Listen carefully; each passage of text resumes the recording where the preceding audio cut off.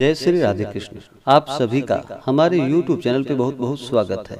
आइए जानते हैं वर्ष 2022 आश्विन माह कृष्ण पक्ष की एकादशी व्रत के शुभ मुहूर्त के बारे में, पारण समय के बारे में, किस चीज से व्रत का पारण किया जाएगा और इस व्रत का क्या महत्व है, इस दिन क्या करना चाहिए, नहीं करना चाहिए, किनकी पूजा आराधना करनी चाहिए। तो आइए जानते हैं इन सबों के बारे में। आश्विन माह के कृष्ण पक्ष में पड़ने वाली एकादशी को इसे इंदिरा एकादशी और पितृ एकादशी के नाम से जाना जाता है। आप सभी भक्तों को इंदिरा एकादशी, पितृ एकादशी व्रत की ढेर सारी शुभकामनाएं। एकादशी का व्रत जो कि हर माह के कृष्ण पक्ष और शुक्ल पक्ष की एकादशी तिथि के दिन एकादशी का व्रत किया जाता है। एक वर्ष में 24 एकादशी का व्रत होता है। वहीं पर अगर अधिक मास या मलमास हो तो 2 बढ़कर 26 एकादशी का व्रत होता है और हर व्रत का अपना अपना विशेष महत्व माना गया है। इसी प्रकार से आश्विन माह के कृष्ण पक्ष की इंदिरा एकादशी, पितृ एकादशी व्रत का अपना विशेष महत्व है। यह एकादशी का व्रत जो कि महान पुण्य फलों को प्रदान करने वाला है। अन्य एकादशियों के व्रत के पुण्य से तो व्रत करने वाले को सर्व सुख और अंत में मोक्ष की प्राप्ति होती है, परंतु इस इंदिरा पितृ एकादशी व्रत करने वाले के 7 पीढ़ियों तक के पितर तक तर जाते हैं। इंदिरा एकादशी व्रत वाला स्वयं तो मोक्ष प्राप्त करता है और वह अपने सभी पितरों का उद्धार करके उन्हें भी दिव्य लोकों में प्रवेश का अधिकारी बना देता है। इस एकादशी के व्रत और पूजन का विधान यह है कि इस एकादशी व्रत के लिए दशमी के दिन सुबह उठकर नित्य क्रियाओं से निवृत्त होकर स्नान करके शुद्ध वस्त्र धारण करके, अगर जिनके भूले बिसरे पितर हो, अगर वो अपने पितरों को विशेष प्रकार से उनका उद्धार करना चाहते हो, जो भूले बिसरे भी पितर हो, तो उनके लिए इस व्रत में दशमी के दिन प्रातः काल उठकर स्नान करके और इस दिन अपने पितरों के निमित्त श्राद्ध तर्पण आदि का कार्य करना चाहिए और इस दिन एक ही बार भोजन ग्रहण करना चाहिए। शुद्ध और सात्विकता का इस दिन पालन करते हुए, ब्रह्मचर्य का पालन करते हुए रहना चाहिए और रात्रि में पृथ्वी पर विश्राम करना चाहिए। पृथ्वी पे ही एक कम्बल बिछा करके वहाँ पे विश्राम करना चाहिए और दूसरे दिन यानी कि एकादशी के दिन सुबह उठकर नित्य क्रियाओं से निवृत्त होकर गंगा नदी में या घर के नहाने के पानी में थोड़ा सा गंगा जल मिलाकर स्नान करना चाहिए। शुद्ध वस्त्र धारण करना चाहिए और फिर व्रत का संकल्प लेना चाहिए। भगवान श्री हरि विष्णु से प्रार्थना करनी चाहिए कि हे भगवान विष्णु, हे माता लक्ष्मी, आज मैं इंदिरा एकादशी, पितृ एकादशी का व्रत करने जा रहा हूँ।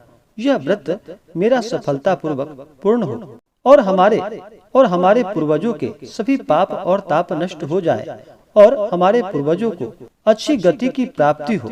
इस प्रकार से भगवान से प्रार्थना करनी चाहिए।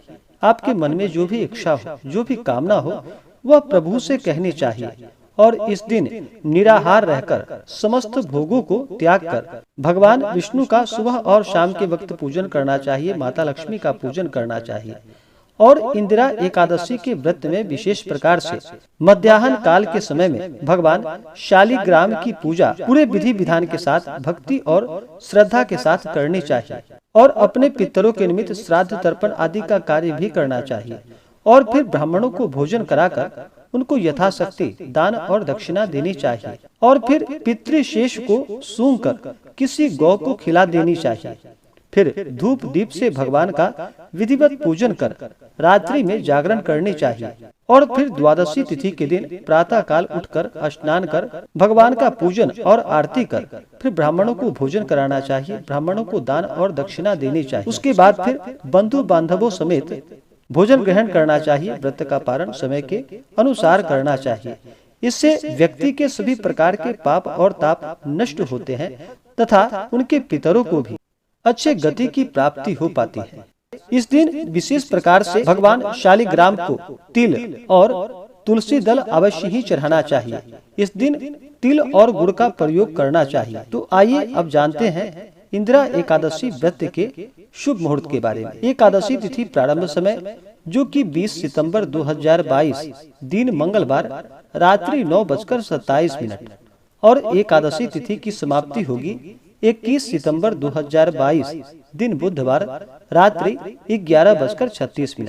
तो हमें सूर्योदय व्यापनी के अनुसार जो समय प्राप्त हो रहा है एकादशी तिथि के लिए, वह समय 21 सितंबर 2022 दिन बुधवार को प्राप्त हो रहा है। तो इस दिन इस व्रत को किया जाएगा और इस व्रत का पारण जो कि 22 सितंबर 2022 दिन गुरुवार को इस व्रत का पारण किया जाएगा। पारण का समय जो कि सुबह 6:09 से सुबह 8:35 तक इस व्रत का पारण किया जाएगा। इस बार पितृ एकादशी इंदिरा एकादशी व्रत का पारण जो कि गुड़ से इस व्रत का पारण किया जाएगा। यह संभव ना हो तो आप तुलसी दल या फल से भी व्रत का पारण करें, लेकिन इस दिन विशेषकर पारण के समय गुड़ खाना चाहिए, गुड़ से व्रत का पारण करना चाहिए। द्वादशी तिथि समाप्त जो कि 22 सितंबर 2022 दिन गुरुवार को रात्रि 1:18 पे। एकादशी तिथि के दिन सूर्योदय समय जो कि सुबह 5:46 और सूर्यास्त शाम 5:56। नक्षत्र जो कि पुष्य नक्षत्र रात्रि 11 बजे तक, उसके बाद अश्लेषा नक्षत्र। योग जो कि परिध योग सुबह 9:11 तक, उसके बाद शिव योग। इंदिरा एकादशी का जो भी जातक व्रत करते हो, व्रत के लिए नियम का पालन करना अति आवश्यक है। जो भी जातक व्रत करते हो उन्हें दशमी के दिन से ही व्रत के नियम का पालन करना चाहिए। दशमी तिथि के दिन एक समय शुद्ध और सात्विक आहार ग्रहण करनी चाहिए। रात्रि ब्रह्मचर्य का पालन करते हुए भूमि में शयन करना चाहिए और एकादशी तिथि के दिन सुबह उठकर नित्य क्रियाओं से निवृत्त होकर के गंगा नदी में स्नान करके या घर के नहाने के पानी में थोड़ा सा गंगा जल मिलाकर स्नान करके शुद्ध वस्त्र धारण करके व्रत का संकल्प लेना चाहिए और सुबह शाम के वक्त भगवान का पूजन करना चाहिए। विशेष प्रकार से मध्याह्न काल के समय में, दोपहर के समय में भगवान शालिग्राम के सम्मुख अपने अगर पितरों की गति चाहते हो तो उनके सम्मुख श्राद्ध कर्म आदि करना चाहिए। इससे पितरों को गति की प्राप्ति हो पाती है। और फिर संध्या के समय में भगवान का पूजन करनी चाहिए, आरती करनी चाहिए, कथा आदि को श्रवण करना चाहिए। रात्रि में जहाँ तक हो सके जागरण करना चाहिए और अगले दिन जाकर के फिर समय के अनुसार व्रत का पारण करना चाहिए। जो भी जातक एकादशी का व्रत करते हो, एकादशी व्रत के दौरान तामसिक वस्तुओं का प्रयोग बिल्कुल भी नहीं करना चाहिए, जैसे कि मांस, मदिरा, लहसुन, प्याज आदि का प्रयोग नहीं करना चाहिए। शुद्ध और सात्विकता का पालन करते हुए रहना चाहिए। धर्म का आचरण करते हुए रहना चाहिए। अपने से बड़ों का सदा ही आदर और सम्मान करना चाहिए। महिलाओं का बिल्कुल भी अपमान नहीं करना चाहिए। जहाँ पर भी महिलाओं का अपमान होता है वहाँ से माता स्त्री लक्ष्मी रुष्ट होकर चली जाती है, तो महिलाओं का अपमान नहीं करना चाहिए। जहाँ तक हो सके इस एकादशी के व्रत के दिन तिल आदि का दान करना चाहिए, क्योंकि पितरों का कार्य जो किया जाता है वह तिलों से ही कार्य किया जाता है। इसलिए पितृपक्ष में तिल दान का बड़ा ही विशेष महत्व माना गया है। तो अपने पितरों के निमित्त तिल आदि का अवश्य ही दान करना चाहिए। आपकी जहाँ तक जो भी क्षमता हो उसके अनुसार दान पुण्यों का कार्य करना चाहिए। अगर कोई याचक आता है दरवाजे पे तो उसे खाली हाथ नहीं लौटानी चाहिए।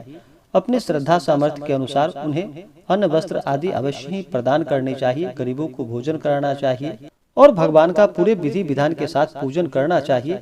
इससे अनंत गुना पुण्य फलों की प्राप्ति होती है। तो आशा करता हूँ कि यह जानकारी आपको अच्छा लगा हो। ऐसे ही ज्ञानवर्धक जानकारियाँ प्राप्त करने के लिए हमारे इस चैनल पे अगर आप नए हैं तो चैनल को लाल बटन दबा करके सब्सक्राइब करें, साथ में बेल आइकन घंटी को दबाएं ताकि मेरे वीडियो का नोटिफिकेशन आपको समय से मिलता रहे। वीडियो को लाइक करें, शेयर करें। सुखी रहें और स्वस्थ रहें। जय श्री राधे कृष्ण। धन्यवाद।